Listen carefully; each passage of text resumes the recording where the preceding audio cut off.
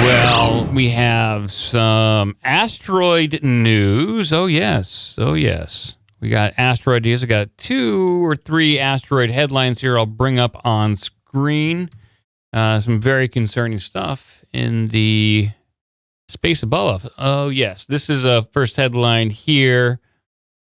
Meteorite crashes through a house roof, lands on woman's bed. Yeah. Surprise, motherfucker. The unsuspecting woman got the fright of her life when the rock crashed through her ceiling. The terrifying incident, which occurred last week in a town of Golden, British Columbia, happened when a woman, Ruth Hamilton, had been sound asleep in her bedroom. She described how she had awoken suddenly to the sound of her dog barking and the sensation of debris falling on top of her face, which prompted her to leap from the bed in surprise. After turning on the light, she discovered that there was a hole in her ceiling directly above her bed. Quote, I've never been so scared in my life, she said. Ringo Starr? I wasn't playing the drums. I wasn't sure what I should do, so I called 911. And when I was speaking with the operator, I flipped over my pillow and saw a rock had slipped between the 2 pillows. When the police arrived, it was initially suspected that the rock had come from a nearby building site. However, it soon became apparent that it was, in fact, a meteorite that had been falling from the sky. Is this the story she's telling to like her boyfriend? Okay, I was asleep and that rock, look, the window's open and the rock came from the sky. Now it's on the bed. Yeah. Well, I mean, this is the news report here. I think I covered most of it. I mean, I'll play it. Maybe there's more details that we're missing here, but here we go. I want to know, was it the skeptical? Sorry, was it the skeptical cops who were like, "Look, lady, there's a construction site right next door. Probably someone hooked it through your window because you're playing shitty music." Or did she make up that part too? I think I don't know. We'll find out. Maybe there's more details in this news report.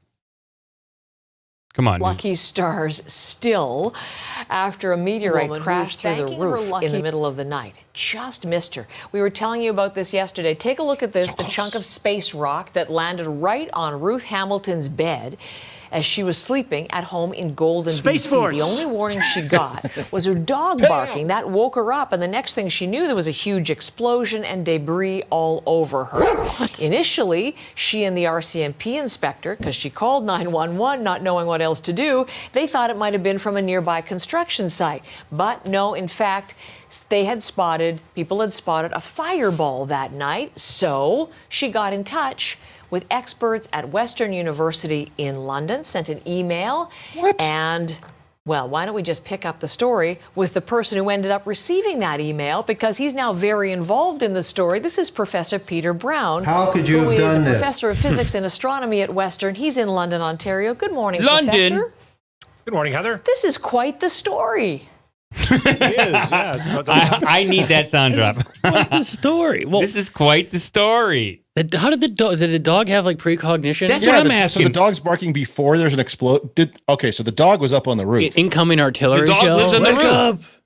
So the dog has some sort of clairvoyance. The more important story here, you have a psychic dog.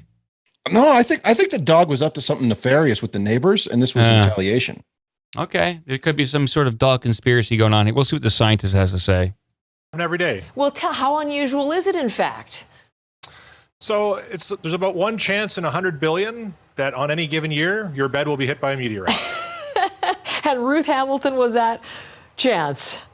Exactly. Yes. And you know, kind of the description that she was saying, you know, the sort of the size of a melon, charcoal gray in color. Was that all you needed when that email came? Was that all you needed to know that it was indeed a space rock, a meteorite?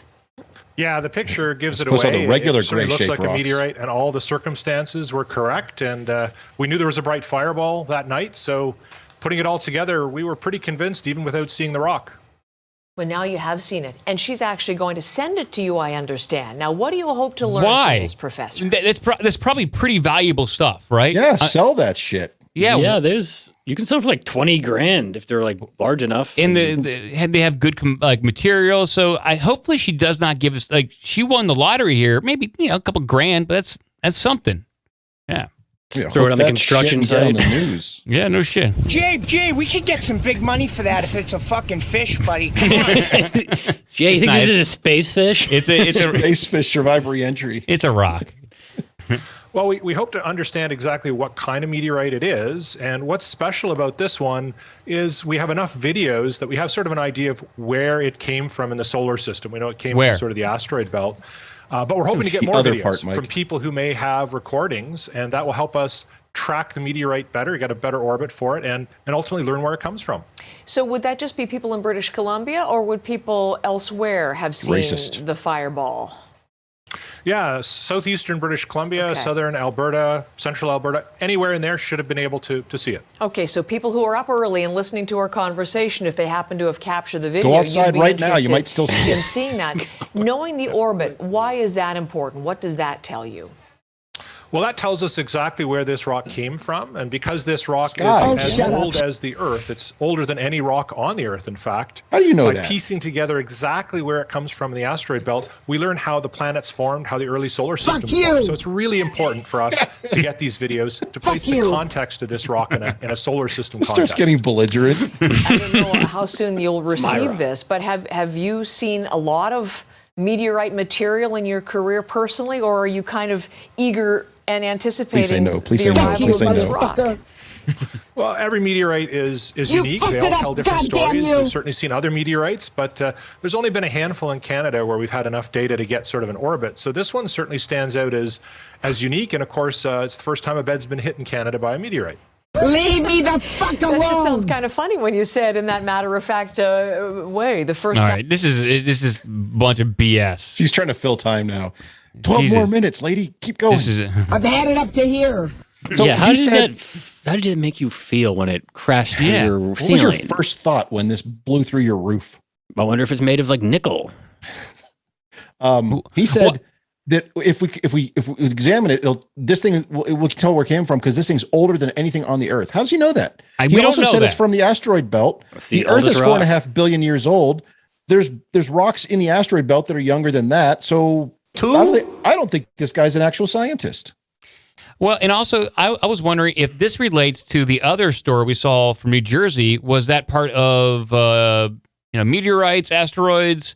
I saw a few different headlines from North America right around this time period when this story occurred, that this could have been part of like a larger meteor storm, possibly. So, but this is obviously they had a lot of time to kill in British Columbia on their news station. How much going on that day? Yeah, they spent almost 4 minutes with this guy. Maybe 4? Probably 4 minutes with this guy. But that's not the only piece of asteroid news we have. No, we got more asteroid news coming for everyone out there. We know we love these asteroids, people. And this one is from the Daily Star. Nuclear bombs could be key to saving Earth from asteroids. Scientists are claiming it. That's some good news on that front. I've seen this movie at least 3 times. Yeah, 13-year-old scientist just watched Armageddon. In Deep Impact. Dude, we should do that. Write it up. Scientists have backed the idea of using nuclear bombs to protect the Earth from asteroids. Asteroid disruption has been a worrisome topic for scientists for some time, and they try to plan for what would happen if another asteroid collision were to take place. Their concerns aren't baseless, after all. We don't want to be wiped out like the dinosaurs were.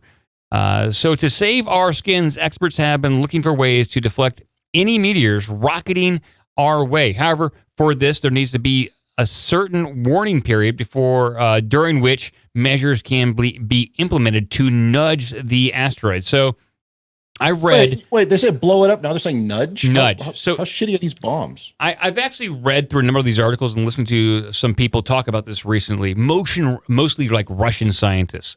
And so what appears to be happening is NASA is focusing on looking for asteroids that are between 50 and 300 meters in size. and they're harder to find, but there are more of those out there that can be devastating. And their goal is to use these warheads to nudge them like a few degrees in trajectory, just enough to blow them off course and not necessarily blow them up. The reason is if they happen to blow up these rocks, then you have a cloud of radioactive gases and rocks that might hit our atmosphere and penetrate. And so it actually might be more devastating than just nudging them off and us being hit by just a minor piece of debris. Instead of one big rock that's going to hit the Earth, they blow it up, and now there's 50 rocks that are going to hit the Earth. That's correct. Exactly. Yeah. But like smaller rocks. But so my question is, this comes from, looks like Lawrence Livermore Nuclear Laboratory, or National Laboratory, sorry. Lawrence Livermore National Laboratory in Livermore, California. Bunch of smart eggheads out there. That's where Invisible Bigfoot comes from. That's what I was going to say. And the Taco Bell dumpster. Is there any way some of these scientists who are clearly on the government payroll, could they form some sort of force, some sort of group that could go up into space and watch out for these things and shoot them down? Is this a plot to a movie you're alluding to? I'm just saying, it seems to me if we had some sort of political leader who put forth the idea of forming some sort of group whose job would be to do that. Oh yeah, like that one. Yeah. Maybe Space Force. We just need to get some big guys up there to do this. Big, massive dumps. Oh, I'm sorry. I meant no, not that one. Sam, Big John, Big Luther. Where's Big Jim? He's around here someplace. It's just 5 guys in jetpacks up there with tennis big rackets. Space dumps. I don't know. Shatner's pretty big. You take a look at that guy. He's a big boy. I'm surprised. I thought he'd be too heavy to be an astronaut, but no, they got him up there. That's why he went William up there. Shatner. They had to strap on an extra booster to get him into orbit. William Shatner crashed into my house. He landed on my bed. My dog tried to warn me, but it wasn't soon Look enough. out, it's Shatner. Let's see here. So, I mean, then this other headline I have here is that NASA's Lucy launch Saturday to target 8 mysterious asteroids. Lucy, like individual cigarettes? What? I guess there's like maybe Found a rocket. Look at this at the bottom of my glove compartment. So selling rockets individually. 25 cents a piece. 2? One of the most complicated space journeys ever planned, NASA's Lucy mission to 8 asteroids is scheduled to lift off early Saturday. So these guys, it's gone. These things are out there right now. There they go. United Launch Alliance plans to launch the probe on its multi-billion-mile trek during a 75-minute launch window starting early 5 a.m. on Saturday. Lucy will unfurl giant solar arrays 24 feet in diameter about 1 hour after launch. And it will circle the sun. It will circle the sun near Earth for 3 years to use the planet's gravity in 2 speed boosts to eventually spiral out through the solar system. Lucy will fly by more asteroids than any other mission, according to the lead science organization of the project, the Southwest Research Institute in Texas. The goal, according to NASA, is to learn about the mysterious dark Trojan asteroids that travel ahead and behind Jupiter in its orbit about 400 million miles from Earth's orbit. The space agency believes the Trojans date to begin. The space agency believes the Trojans date to the beginning of the solar system. Okay, so they're just out there tracking asteroids with these giant satellites out there. Okay, it's happening. They're doing it. So. Lucy will also visit 2 binary asteroid systems, which actually are dual asteroids that circle each other. Well, this is all incredible stuff. All right. So why is This NASA? is damn exciting I'm not stuff. following this story, Mike. Why is NASA selling cigarettes again? I think it has less to do with cigarettes and more to do with like Beatles songs, like Lucy in the Sky with Diamonds, that kind of thing. Oh, they're nerds. I think that they're like more like Beatle nerds trying to incorporate their love of the Beatles. So they named it after that because missions. their boss has like that album on the wall, Probably in his something office. like And they're like, dude, name it. No, name it Lucy. You'll like that. Oh, the mission takes its name from the fossilized human Lucy skeleton found in Africa in 1974 that provided unique insight into humanity's evolution, according to NASA. Not from the Beatles and not from loose cigarettes. But so the skeleton for the potential missing link found in the Rift Valley in Africa, what's that have to do with space? I don't know. Blah, blah, blah. Yeah, I don't think so.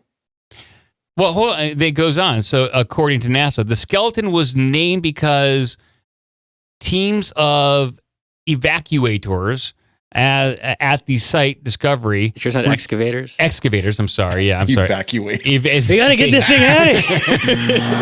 Excavators. They were evacuating. Get in the van. They're shitting and pissing everywhere. They're evacuating. Oh, you're thinking bodily evacuation. Yes.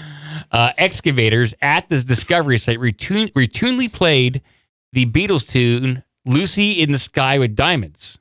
What? So there is a Beatles connection there. This all sounds like it was made up after the fact. Probably. This is all super tenuous. Yeah. It's bullshit. Okay, your so mom's the name, dude, is Australopithecus. Lucy. Yeah, I was gonna say the Australopithecus Lucy. It's probably named after a person, right? I guess so. What is this shit? So there's more asteroid news for you there. So we're blowing up asteroids. We're sending out satellites to investigate asteroids because of the Beatles. And asteroids are falling through houses in British Columbia. That's what I'm getting out of all this stuff. So you raise a good point. They're going to send one of these missions up there to look at asteroids, right? Mm-hmm. Then they also have a plan to blow up these asteroids when they find them, so they're no longer a risk. But by blowing them up, you make them into smaller fragments, which are going to rain down, presumably to burn up, but some of which are going to be large enough to smash through the roof of your house. Probably radioactive fragments. Yeah, because they use a nuclear bomb to blow them up. So are we going to be able to sue NASA directly now? I hope so at that point. I mean, they're doing this stuff. Some sort of punitive damages? Then everybody gets a bed asteroid? Yeah. Punitive damages here. It's just a crazy bunch of malarkey here. All right. I don't know. I mean, according to Werner Braun, we have we're on the asteroid step and then the alien invasion. Well, according to his secretary. But we listened to Einstein's secretary not but a couple stories ago. Yeah, and he apparently worked over some aliens. Yeah. So I'll get your answers for you, Colonel. Give me 10 minutes with that alien. Give me my brass knuckles and my E = MC squared t-shirt. My textbook. Leave no bruises. Give me a meter length of lamp cord and a car battery. We'll get his answers. Physics textbook. Beat him across the knee. Let's do it. He opens up the textbooks, one of those hollowed out ones with a bunch of knives and stuff. Give us an email at ourbigdumbmouth@gmail.com. Check out obdmpod.com for all the social media and donation links. Be a part of the magic.